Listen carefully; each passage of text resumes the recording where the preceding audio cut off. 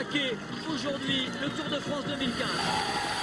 Dans le cadre de la Pierre Saint-Martin, qui était une ascension de fin d'étape, on part sur un temps qui est un temps d'ascension, le temps d'ascension de Chris Froome, qui est de 40 minutes 43 secondes. À partir de ce temps, on peut calculer une puissance développée par le coureur. C'est un modèle mathématique fiable qui nous donne une puissance moyenne sur l'ensemble de l'ascension à 425 watts. Donc l'idée, à partir de ces 425 watts, c'est de calculer la puissance maximale aérobie, la PMA, qui serait de 500 watts pour Froome. Les principaux adversaires de Christopher Froome ont lâché prise un par un.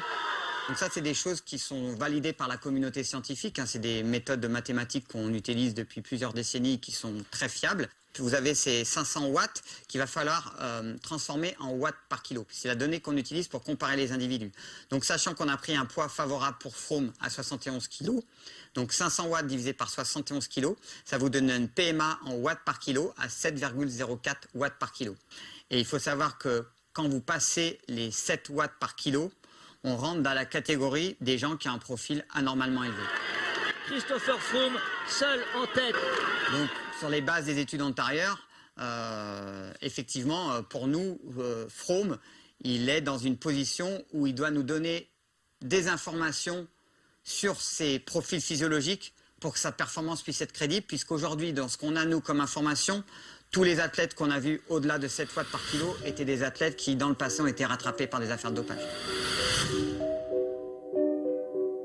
On voit que l'état sanitaire, on va parler d'état sanitaire du peloton, va beaucoup mieux. Les performances qu'on enregistre, elles sont revenues dans les normes. On est vraiment dans un cycliste qui a vraiment progressé.